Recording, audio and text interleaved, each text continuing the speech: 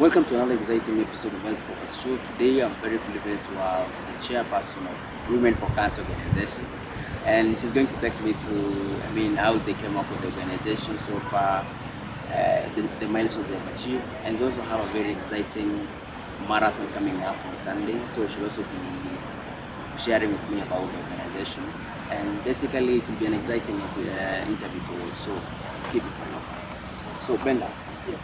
who is Benda? I am a child of God. A mother. I am a wife.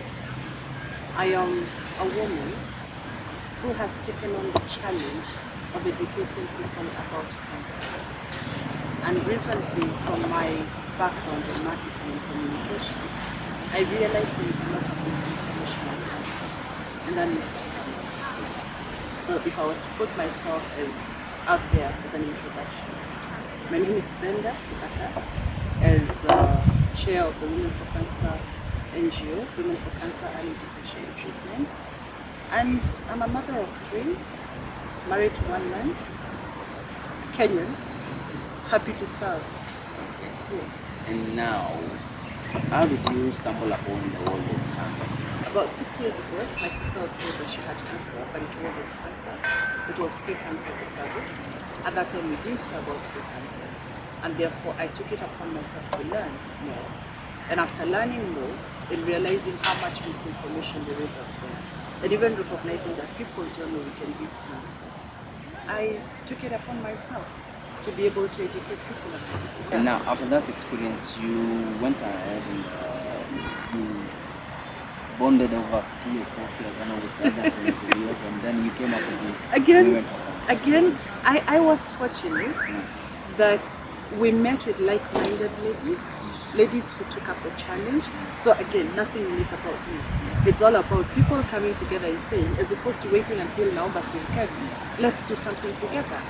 The 4 of us, 4 awesome ladies. I think I have a fantastic team.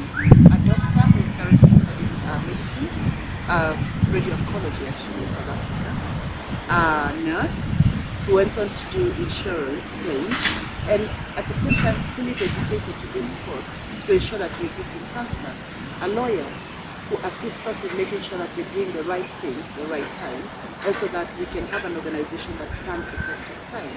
And myself, being loud as I am, being able to do what we do, I think it's about people coming together, sitting together and saying, this is the challenge that we're facing, how can we be able to deal with it, and dealing with it after that. The other thing that is also about Women for Cancer is we all know cancer affects all of us differently.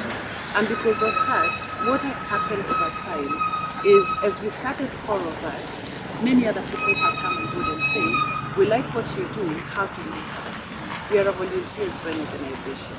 Majority of the people who give to us, give their expertise, give their knowledge, give their time, give even their networks to be able to help us do what we do. So we cannot take credit for what we do. It's more of we're giving people opportunities to also serve. I'm a bit curious to know, when you speak about women from the county who need to travel to Nairobi to be checked and everything, since Women for Cancer organization started in way 2013, have you seen any progress whereby at least I don't need to travel to Nairobi? And furthermore, when they usually travel to Nairobi, it's usually when there are symptoms, it's almost at a late stage. Are you working on a way whereby at least you can work with county government, see a way where we can improvise and infrastructure with the county level? And also, it's our desire. It's our desire to work with any willing partner to be able to cascade the work that we do to the county level. And the reason being, decentralization of the health ministry and decentralization of the services also needs to happen from a preventive perspective. Way before we get to cervical cancer, for example, it's having the severe signs and symptoms, there is the risk factors. It's our desire to work with them. But you and I know that cultivating relationships takes time. You and I know that all these things, building relationships, building the networks, the frameworks for collaboration, takes time. So what we've done, even as we're exploring all this, is that we go on outreaches in the various counties. When you mention about signs and symptoms, I mean, we should also be, advocating for. You should also not wait for signs to appear. It should be like you should be going Regular regular checkups. checkup. Yes, the reason we talk about signs and symptoms is because we recognize 80% of Kenyan cancer cases are discovered way too late, in the late stages, where the treatment options are very costly, when the chances of recovery are minimized, and the cost itself is phenomenal. In cervical cancer, before you start getting that severe battle, before you start skipping, sort of having a lot of bleeding, get checked so that people know. Don't wait until you have the late signs and symptoms. You're not able to get out of the house, so that now people start rushing into hospital. Somebody needs to be aware of what is normal, so that when something abnormal happens, you're able to spot it. And I've seen in your organization, you have actually taken an interest in gynecological cancer. Yes. I mean, what inspired you to do it? I mean, of all the cancers there are. Is it probably because we're women? One of the reasons. For women, we came together and said we wanted to do something. But also there is the element of early detection and early treatment and better prognosis. Cervical cancer is one of the easiest to treat, to get discovered, to actually cure to 100%. Cervical cancer is also one of the easiest to prevent, either through the HPV vaccine or through diagnosis that can lead to screening and preventive diagnosis, where we catch it so early through the papilloma when the cells are just changing. But the other reason, and this is something that we are very passionate about, is it's wrong for women to die of cancers that can be prevented. It is wrong that we should be waiting until we get them to Kenyatta when they're coming for radiotherapy and chemotherapy to start talking about statistics. When we could have easily from their local clinic caught it, treated, and they never needed to come to the laboratory. It is just wrong. Therefore, we said let's tackle that which we know we have a high chance of success. When we've done that, and God willing, if we're still in the field, if we're still alive, and well, I pray that it is done in my lifetime, but when we're still within the organization framework, we can look at what else can we do to change this. Okay, now let's shift gears. Let's talk about the challenges the organization is facing. What are some of the challenges that we are facing? We like to talk about the positives first, because as I told you, we don't want to take credit for what we've done. It's Kenyans of goodwill who come and do join us and give us a helping hand for us to be able to do what we do. So talking about the positives, we've seen genuine, sincere support from Kenyans. Every year we do a work and every year we do a work that brings us people to work with us. And when they do, they are contributing to giving as well, getting screened. That for me is something to celebrate. We cannot take credit for that. It's Kenyans and people who come and help us to do what we do. The second thing that we celebrate a lot is seeing the joy in a woman who has been told you have cancer, and then all of a sudden she's told, now you're okay. And do you encounter those inspiring stories? Yes, we do. We have a group of women that we are working with right now for income generating programs, and they are survivors that have gone through the cancer journey they've been treated. They are well and they're living, but because they want to be reintegrated into society, and because when they were doing the cancer treatment, they were going through challenges. Right now, when we've sort of like gone through the challenges and we are on the other side of recovery and we're on the other side of survivorship, we also want to give them an element of income generation so that they can continuously contribute to society. So yes, we have inspiring stories. One of the challenges is fundraising. We go on outreaches, we want to reach out to these women and we want to give them access to treatment, because it's wrong to tell a woman you have cancer and then leave her to her own devices. But there is only so much we can do. It would be our joy to go to every county every other day and do a screening.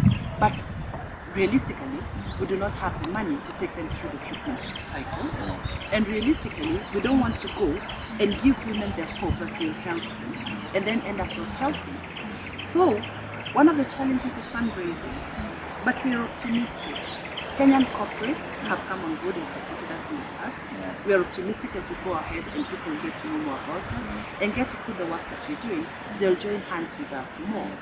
We're also optimistic that the government is investing a lot in treatment, and therefore the challenge of us having to fundraise for somebody is going to be taken care of. I've actually gone through some of the projects. When Women for Cancer Organization, you had a very ambitious goal of reaching Yes. 1 million women by Yes. 2017. Yes. We are now in 2016. Yes. So far, I mean, what can you say? Have you read closer? I love that question. When we were doing our initial dreaming, we were thinking 1 million women screened by a group that was starting with 4 women in 4 years. Ambitious. But let's change the goalposts a little. 1 million women getting the information about screening and actively seeking screening, not necessarily from us. There are different types of women. Some will choose to go through the insurance, others will choose to go through their clinics, others will choose to go to the local screening when there is an outreach out there. When we create the awareness that we do, and we create the knowledge that you need to get screened because you can beat this if it's discovered early, I can almost comfortably tell you, by the number of media appearances that we've done, by the number of talks that we've given, by the number of physical one-to-one conversations that we've had, I'm confident that at least we've reached half of that. People who would have gone to screen. The only thing is in Kenya, we don't have very good data keeping. We don't even have a national cancer registry. What we have is an aerobic cancer registry and an elderly cancer registry and a few others that are coming up. So, to be able to track how many have actually gone by virtue of the information they've gotten is very difficult. In our next revision of our strategic plan, it's one of the things that we're going to look at. To be able to say, how do we track how many women went for screening by virtue of what information we have from us? So that at least we're confident. Or how many women, after hearing our talk, went and talked to somebody else who went to screen. That is from word of mouth. That is it. And I can even add, I mean, your data, Nikita said that since 2013, and you have seen some progress. There are women nowadays who are more empowered than before. So if women for cancer didn't exist, they probably have never. Very true. So that I'll tell you, 120 women, treated for pre-cancers, that and other infections that would have led to actual invasive cervical cancer. If they had not had abortus, if they had not gone through our model, they would not have been. And probably later we'll be talking about invasive cancer. So for me, that is progress.